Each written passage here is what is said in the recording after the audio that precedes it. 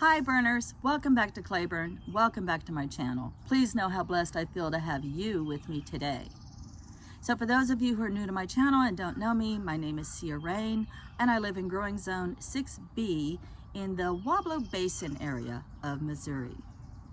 I really wanted to share this plant with you last year, but we were suffering from a bit of a drought and the flowers just really didn't produce last year.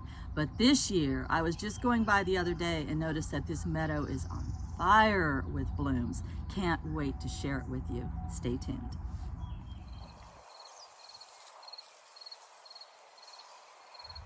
Okay, so we're in the middle of this field, and this field is normally mowed down for hay for cattle. But in between mowings, these beautiful, amazing wildflowers come up in this meadow. There is an area around here called Paintbrush Meadow, and I have not been down there. I don't know if it's the name of the town, or I don't know if it's actually a touristy type attraction where you can actually see the paintbrush meadow in bloom. So I want to get you up close and personal with this beautiful flower. So the plant itself is about 2.5 to 3 feet tall. Not sure what that is in meters. And the red part is not actually the flower. The red part is here on the leaves, down here, and these beautiful bracts, they're called. They're like not even a petal, it's part of the leaf. The flowers are sort of small and inconspicuous and come from the very center of the plant. Look how beautiful that is. So it's called Castilleja something something. I don't remember. I just call it meadow paintbrush because to me that's what it looks like. And there's a beautiful story. It was a book written by a man. If I can find a link to it, I will. I'm sure I can find a link to it. It's about the story of a Native American boy by the name of Little Gopher, and he was assigned with the task of painting for his tribe.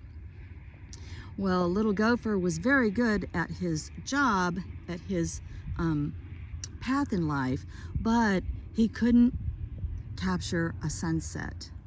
And so even though he had access to many berries and plants and barks, he couldn't capture the colors of a sunset.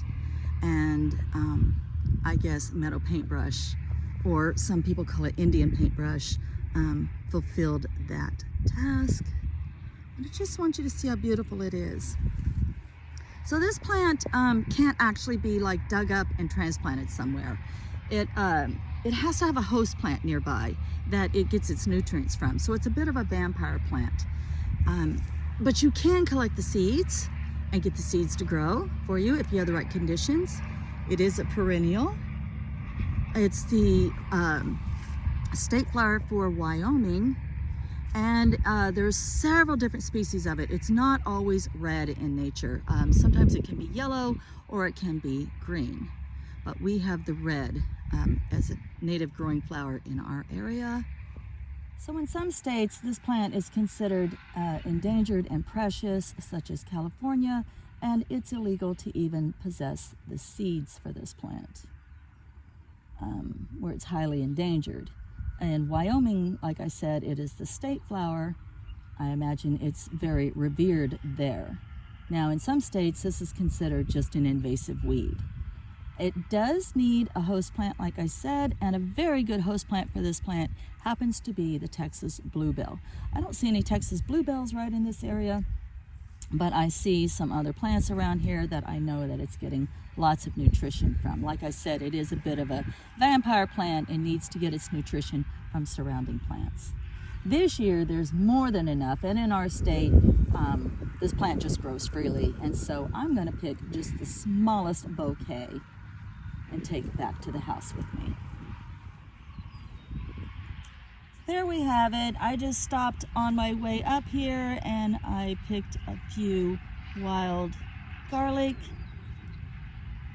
some native grass that grows near my house, some beautiful white clover from my yard. Look at the size of that clover.